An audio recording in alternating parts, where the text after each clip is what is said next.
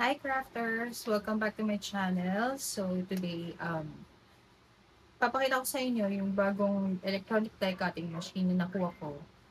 You wouldn't believe me when I say this is, hindi naman, paano ba, invented or made by a Filipino couple. So, proudly Pinoy made siya. Ito yata yung first time na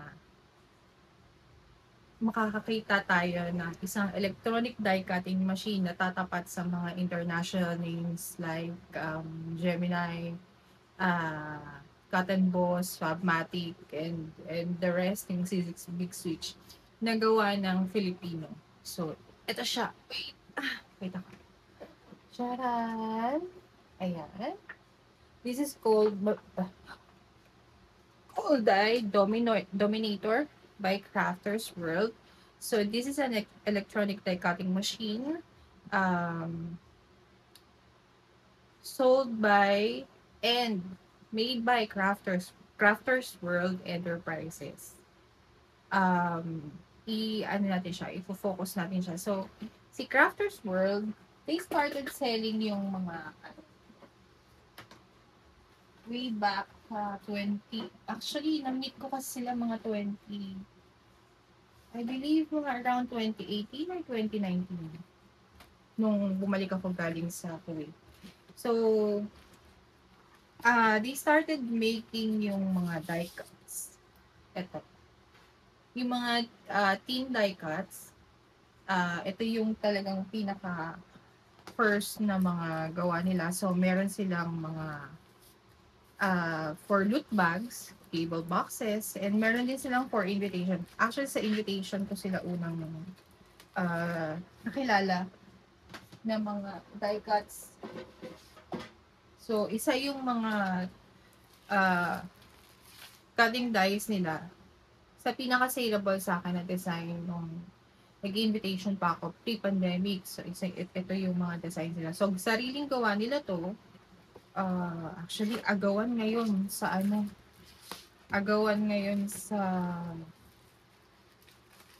group. Grabe, ubusan. So, ayan. Mga invitation covers. So, ayan yung Crafters World Enterprises. So, i-focus natin yung ating camera sa machine para makita niyo siya ng maayos. Okay. So, ito yung Dominator. So, out of the box, kasi nag-unbox na ako sa TikTok, pwede niyo siyang tingnan. So, ayan. Ayan, yung opening niya. Tapos, ready na siya to 20. So, out of the box, ang kasama niya na mga cutting plates. Ito yung metal shim. Ayan. So, mostly ang metal shim, alam ko ginagamit to sa doon sa mga thin dies talaga na medyo kailangan ng additional na kapal pa para makat. Pero bihira kasi akong gumamit nito eh. And then yung embossing mat. Ayan. Ayan yung embossing mat niya. Ito yung additional na thin na plastic shim. So, meron tayo nung metal. Meron tayo nitong thin. So, mga pang-additional lang to para sa thin dies talaga pag kailangan. Or pag maninipis yung papers nyo, kailangan nyo ng shim. Tapos, ito yung plate C. Ito yung plate B. Ito yung plate A. So, yung plate A, ito yung makapal. Ito yung nasa ilalim. And then, sundan siya na itong plate B. So, tingnan niyo yung difference nung plate C and plate B. Yung kapal niya. Wait. Saan ba? Ayan. So, ito yung plate B. Ito yung plate C. So, mas makapal si plate B kasi si plate B yung sumasalo ng cut. So, kung i-compare niyo siya dun sa ibang electronic na die cutting machine, halos same sila na tong C ng kapal. Pero ito, mas pinakapal yung plate B niya. Yung sumasalo nung mismong cut natin, ayan yung baka to. Kung mapapansin nyo, may bakat kasi nag-sample cut na ako. So, siya yung sumasalo ng cut natin. So, ang sandwich nito, wait pala, meron pala siyang kasamang free na mga cutting dies sa loob. Ito yung isa sa free na nasa loob. Ito rin yung isa. Yung mga pang corner. So, kung gagawa ka ng invitation, ayaw mo malaglag, gusto mo siyang isingit, ito yun. Ang ganda. Tapos ito, parang we do yata yung nakalagay dito. So, pang wedding siya. Alam ko iba-iba yung kasama na freebie na cutting die sa loob. So, depende na lang sa may isasama sa box nyo. So, wait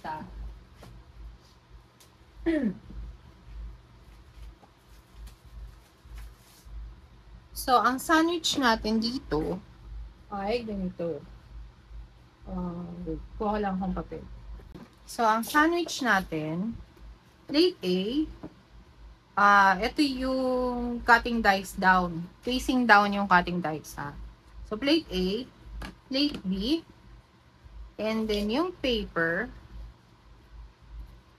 and then yung cutting dies, ito yung pinaka-cut niya, ito yung likod. So, facing down, and then plate C.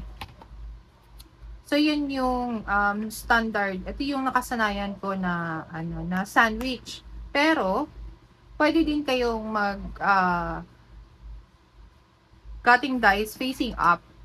So, kung anong trip nyo. Ako, mas gusto ko kasi yung, yung nakikita ko kung paano yung placement ng cutting dies. Pagka naka-face down. Pero, pwede din yung face up. So, pag mag-face up kayo ng cutting dies, so, plate A, plate C, yung cutting die nyo, facing up. Hindi siya down. Okay? So, facing up, paper, and then plate B. So, same. Kailangan si plate B pa rin yung sasalo ng cut nyo. Pero ako, ayoko ng ganyan. Ayoko ng facing up. Kasi kita nyo, hindi ko kasi nakikita kung nasaan na yung placement ng paper. Nung cutting dies. So, hindi ko may estimate. Baka minsan, mawala siya sa lugar. So, mas preferred ko talaga na facing up. Facing up. Facing down lagi. So, plate A, and then plate B, paper, and cutting dies, face down. Then, yung plate C. Wait, sample cut tayo. So, yung machine, meron tayo ditong 3 buttons. Hindi ba masyado madilim? Yan. Yung run, power, at saka yung reverse. So, puro soft touch lang to, ha? Hindi mo siya kailangan diinan, soft touch lang. See? Halos dinampi ko lang yung kamay ko, nag-open na siya.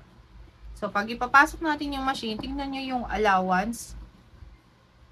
Halos isang daliri ko ba yung allowance niya. So, natutuwa ko dito kasi hindi siya same ng nagamit ko na isang electronic die cutting machine na halos sagad yung size ng mga plates sa machine. Sa opening ng machine. So, ang tendency lagi akong sumasayad. Ang dalas kong sumasayad talaga. So, parang natatakot ako na baka masira yung machine ko. So, kapag ipapasok nyo na siya, wala siyang sensor, guys. Na pag ginanyan nyo, aandar siya. No. Wala siyang ganon. Pipindutin nyo yung run. Narinig nyo yung tunog. So, pag pinindot nyo yan, pasok na, automatic kakainin na niya yan. So, minsan may maririnig kayong mga crack sound. Ibig sabihin niyo yung cutting sound niya.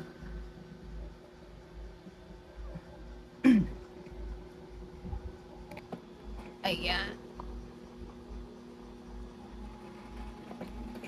So, mamamatay na siya. Pagkuha nyo nito sa likod, mamamatay na siya. So, hindi siya naka-standby na, na ikot-ikot lang dyan. So, ayan na siya. O, diba? Alam nyo ba? Isa talaga yung cutting dies ni Crafters World sa pinaka-favorite ko. Kasi papagpag nyo na lang. Minsan nakabili nga ako ng mga China dice. Nakakaloka. Hindi siya nagka-cut through. So, ito ipapagpag nyo na lang. O kaya, meron kayo nung parang brush na pang alis ng mga ano. Tingnan nyo. Diba? Papagpag nyo na lang yan. Tanggal talaga. Yung mga kailangan matanggal. Makalat lang talaga. So, ayan siya. Yan ang isa sa pinakagusto ko sa cutting dies ni Crafters World. Walang ano, hindi ko na tawag doon. Basta wala yung spot na hindi nakakat. At, yan din ang isa sa ano ni Dominator. Pinakamaganda kay Dominator. Na pag idinaan mo siya dyan, walang spot na hindi ka makakakat. Siguro minsan kailangan mo ng shim, lalo kapag ka manipis yung paper mo. Kailangan mo magdagdag ng shim kasi thin dies lang yung ginagamit natin. So, kailangan talaga ng shim. Minsan, kapag manipis yung paper natin. Ako pinapagpag ko lang to ng ano, minsan toothbrush.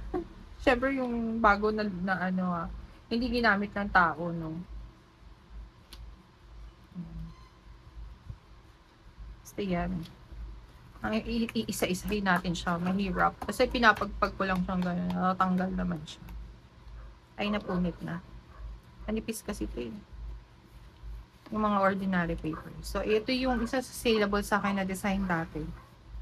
So, maraming design si Crafters World na mantay dito. Cutting dies. So, ito yung pinakabago niya, yung Dominator. So, kapag sa tingin mo, kailangan mo pa ng additional cut, pwede mo siyang i-reverse para ibabalik niya yung yung plate mo with your cutting dies. Pero bihirang-bihira ko yun gamitin. So, ayan yung ating plate B na sumasalo nung cut natin. Alam nyo, maganda dito. Makapal siya. So, hindi siya madaling mag-bend. Unlike nung ibang plates, nakakatakot na minsan isalang sa machine kasi manipis lang siya. Tapos minsan naka-ano na siya, 'di ba? Naka-bend na maigi. So, pag sinalang mo sa machine, parang hello, katakot baka masira yung machine. And, ano pa ba? Yung sa mga loot bags and loot boxes, magsasample tayo doon next time. Para makita nyo paano yung print and cut. Gamit yung mga, eto. Yung mga gable boxes. So, ito yung iba sa mga gable boxes. Ito yung paper bag nila. Ito envelope. So, meron silang ganyang cutting dies na envelope. Ito envelope. 4x6, yung isa 5x7. Ito 5x7. Sobrang gamit na gamit ko yan. Ito. Kasama yan sa isang asan na ba yun? Isa sa mga gable boxes na, ito. Na mabenta sa akin. Ito yung CWE 084. So, gable box yan. Ito yung small. Meron kasi silang big, pero hindi ako nakakuha pa ng big. Crafters World, wala naman. Hindi out of stock eh. So, ito yung saleable din sa akin tong design na to. So, susunod, papakita ko sa inyo paano mag-print and cut para sa mga cutting dies. Para dun sa mga hirap na hirap mag-estimate kung paano i-cut yung cutting dies na mayroong print. So, para dun sa mga beginners pa or para dun sa mga wala pang die cutting machine na gustong mag-print and cut, so pwede yan. Ayan yung iba sa mga, eto box to. Asan na ba yung partner nito? Eto yung partner niya. Ayan, box yan. Sobrang ganda niyan. Eto paper plate. Ayan. Eto, marami ako nito, 4 yung ganito ko. Ayan yung isa, diba? Ayan. Ito parang envelope box din to eh. Pag nabuo na siya. O ayan yung isa, di ba? Pang-4. Ito yung isang letter ko. Ayan, ito bago to. Ito para sa alcohol sanitizer box. So, isasample natin yan. Ayan na. Dinidikit ko na yung mga code kasi minsan hindi ko na maalala yung code. Ito pang ballpen. So, ayan. Comment nyo lang down below kung ano yung gusto nyo i-sample ko next time. Para sa, ano natin, sa, ano tawag dito? Pagkakat natin. So, pwede hindi tayo mag-emboss. Kailangan nyo lang ng embossing folder. So, sa embossing, I believe, plate A, and then plate C, tapos, plate A, embossing matte, yung embossing folder, and then plate C. So, yun siya. Pwede din tayo mag-emboss dito. So, ayun. Next time, yun i-discuss natin. So, ayan muna ngayon, si Dominator by Crafters World. Proudly Filipino made.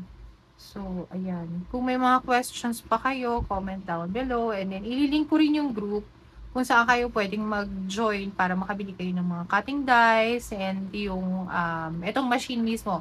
Alam ko yung second batch nito is sold out na for October.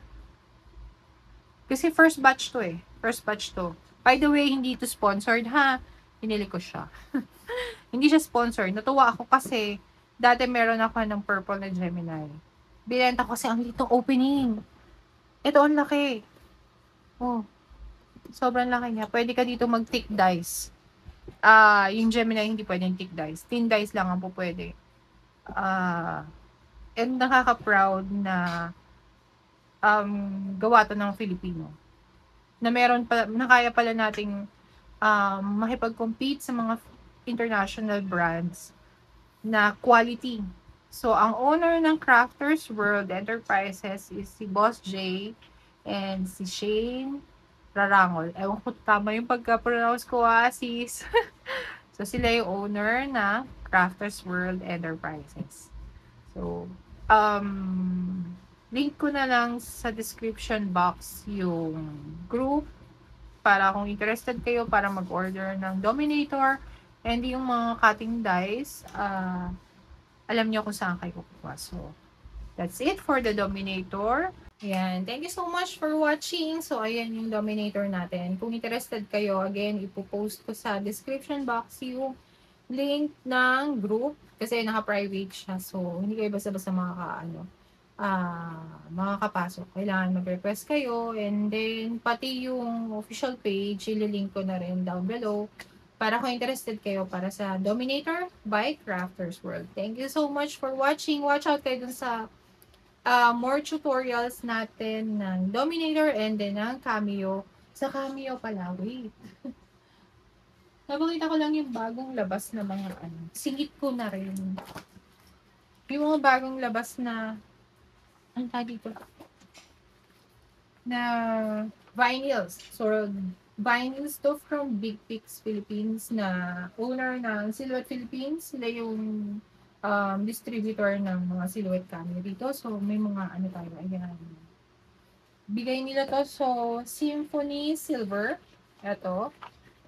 Hindi ko lang alam kung kailan yung official launch nitong mga vinyls na to. These are sticker vinyls ha. Hindi siya HTV. So, hot reddish pink. Ito siya. And then, ito, I believe these are color changing vinyls. So, alam nyo ba, ang maganda dito, parang, hindi paper yung backing niya. Parang mga plastic yung backing niya. Nakakatuwa. So, etong color changing na to is from light blue to dark blue. Ito din, color changing din yata to. Transparent blue. Transparent pala to blue. Hindi ko lang alam kung cold, pero nakalagay kasi CCC. So, feeling ko, cold color changing. This is matte green. So, ang ganda nito. Ito yata yung transparent yung carrier sheet niya. Ito yata doon. Sorry, so nice. O, basta yun. Silver yung likod niya. Ito yung pink to purple. Parang color changing din kasi nakalagay CCC. Cold din yata to na color changing. So, pagka nalamigan, purple, magsasample tayo ng soon. And then, ito yung mirror na silver. So, I believe mas mura siya dun sa isang competitor na magandang klase. So, ayan. Hintayin nyo na lang yung mga tutorials ko for those decals and yung para sa Dominator natin na print and cut. And then, more tutorials for Cameo. Kasi binigyan na kami ng pick scan. So, ito try natin. First time ko na magta-try ng pick scan na matte. So, try natin ito. Ayan. Thank you so much. Thank you so much for watching. I hope you like my video about the Dominator. So, like and subscribe na lang po. Thank you so much. See you!